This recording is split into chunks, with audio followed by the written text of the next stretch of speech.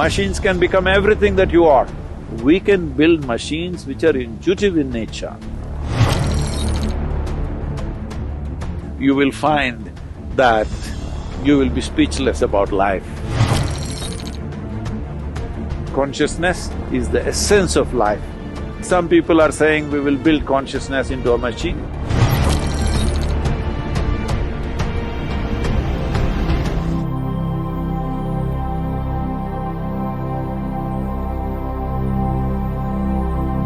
Namaskaram, Sudhguru. Experts say that human intuitions are essentially biochemical responses of our body. If that is so, an artificial intelligence can be powered to recreate human emotions. Are human intuitions truly biochemical algorithms, or are they something more profound? Whoa. Well, does human intelligence have something to do with biochemical activity that's happening in our system? Absolutely. Well, when you know today that you being mentally balanced or imbalanced, you being stable or unstable, you being clear or unclear in your mind, has a chemical basis to it, or even you being happy or unhappy, loving or not loving, joyful or miserable, all has chemical basis. One way to understand this is, it is all a question of intelligence. Right now, as you sit here or wherever you sit, whether you make this experience of sitting here beautiful or ugly is a matter of intelligence, and it is also a matter of chemistry. They are not different. It is completely wrong to understand intelligence as thought. Thought is just one small expression of intelligence. This is a folly that modern societies have made because the modern education system has made people believe that thought is the only form of intelligence. If thought is the only form of intelligence, you will naturally understand that accumulation of data, analyzing data and projecting this data according to your analysis is intelligence. Well, this is a process that any machine can do. This you're beginning to understand now, that even the most complex thought that you think is phenomenal, today your computer can do it without effort.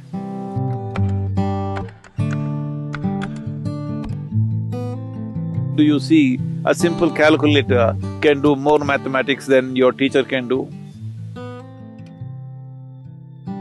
Your computer can do much more mathematics than any mathematician can do. So, obviously, what you thought is a very difficult intellectual process is being processed by a machine far more easily than you can imagine. Now, people argue, but mathematics is one thing, literature is a different thing, music is a different thing.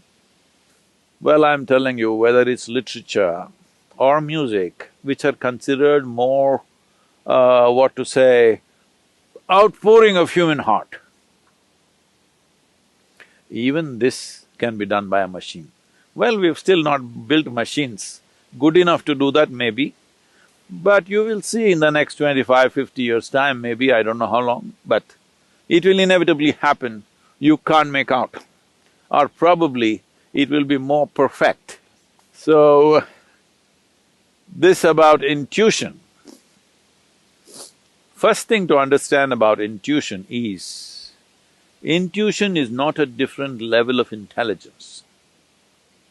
Intuition is just simply a different level of computing. That is, let us say, let me make it very simplistic for you. just for the sake of understanding. Right now, let's say you had a child or you had an infant who has grown up just inside a room, never seen outside. Suddenly you bring him out and show him this tree. You know what he's doing? He's gathering data, color, form, the way it moves, the way it is. He's just taking up data through his sense organs. Let him watch this tree for a few minutes. Let's say he has grown up after some time and you ask him to, let's say, depict a tree, most probably he will depict it nearly 90% right. But now the process of assimilating the tree in his mind is not logical. He is not saying the leaf is 5 centimeters by 7 centimeters, the color is this kind of green, which is a combination of that, that and that. No, there is no logical assimilation, it's intuitive, simply just like that. The picture comes to his mind. Because all the data is there, processed, and jumps all the steps of 1, 2, 3, 4 and just gets there. So intuition is just that your computing is in such a way that you don't go through the logical process every time. So intuitive means your computing is skipping the logical steps and arriving at the answer, which is definitely a more sensible way to conduct your life. Is this just a biochemical algorithm? Well, I would say 100% yes. So, when we say biochemical algorithm, it is in a constant flux, you can set it the way you want. By genetics, by culture, by external influences, it's set one way. But if you are conscious, you can set it in another way. So is it just biochemical algorithms? When you say it is just, you are thinking that, am I just a mechanical process? Well, there is a mechanism. The question is whether this mechanism is conducted consciously or not. Right now, there is an intellect, there is an intuitive dimension, and there are deeper levels of intelligence, which is the basis of the making of the creation itself, the very source of creation. That intelligence is also embedded within you. The question is only at what level of access are you? Say, everybody has an arm like this, all right? Now, can everybody use their arm the same way? No. Different people use it different ways. Somebody is a ball player, he uses it one way. Somebody is a writer, he uses it another way. Somebody is an artist, he uses it another way. Somebody is a yogi, he uses it another way because you have figured out certain aspects of life, somebody else has figured out another aspect of life. Depending upon how you apply yourself, accordingly, your biochemical algorithm is constantly changing. It is not a set process. Well, there are certain settings, because otherwise you won't have a starting place. Like I already said, genetics, cultural influences, Samskriti, that is generations of learning that's happened within you. All these things put together, there is a certain algorithm, but it is not set, it is fluid. You can change it every moment of your life. So your intuition, what kind of intuition do you have? People are just doing guesswork all the time and thinking it's intuition.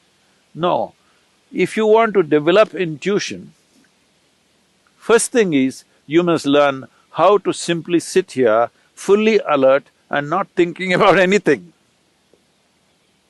Somebody was asking me, Sadhguru, when you're riding, what are you thinking about? Why the hell am I thinking about anything? I'm just riding. That's why I'm still alive because the kind of risks that I've taken on 2 wheels, I'm still alive because I don't think a damn thing. If you know how to simply sit here, alert but unthinking, oh, how is that possible? I'm asking, how is it possible for you to think when so much is happening out here? If you pay attention, you will not think. So the most important aspect of life is your attention, not your thoughts. This is what a child who saw the tree for the first time did. Attention. If your attention is on all the time, without any kind of judgments about what is this, what is that, simply attention, not thought, just attention, you will naturally become intuitive. Human attention can open up any door in the universe, but the attention should become free from judgmental process. That means, from the limited data that you've gathered, you should not go on judging everything around you. Because even if you think you know everything, the data that you have gathered is very, very limited. If you observe this tree for one whole year, the entire process of it dropping leaves and putting back new leaves and everything, still I'm telling you, you do not even know a small percentage of what the tree is. If you want to understand the biochemical algorithm of that tree, we do not know how long it will take for you to grasp that. So this is a much, much more complex mechanism than the tree. So definitely this, if you spend a lifetime paying attention to this, still what you know is very little. But if as you become more and more conscious, you determine the biochemical algorithms. That means you determine the nature of the experience. But now the question was, can we build machines like this? Yes, we can. As we can build machines which can do math for us, we can build machines which will write stories for us, we can build machines which will make music for us, we can build machines which are intuitive in nature. So, this is a very valid question. This is a question that needs to be looked at more profoundly than just talking about intuition or emotion. It needs to be looked at as a life process, because life process is such, there is no separation between intelligence, intuition, thought, beat of the heart, function of the liver, function of the kidney, or what the spleen is doing, what the brain is doing. There is no differentiation. It is one seamless function. To grasp it that way is most important. Only then you will know life, only then you will experience life to its fullest. Only then you will find that you will be speechless about life because there is no word. What is there? Is there a word? Is there a vocabulary to describe a phenomena like this? There is no word to describe what is life, what is it about. There is no conclusion. When there is no word, there is no conclusion. When there is no conclusion, there is no depth. This is the way of liberation. I know you asked a simple question about whether machines can become like this or not. Machines can become everything that you are, can do everything that you can do, probably better than you. As you know, they are doing things better than you. Only thing is, they cannot become consciousness. Well, some people are saying we will build consciousness into a machine. That's not going to happen, because that's life.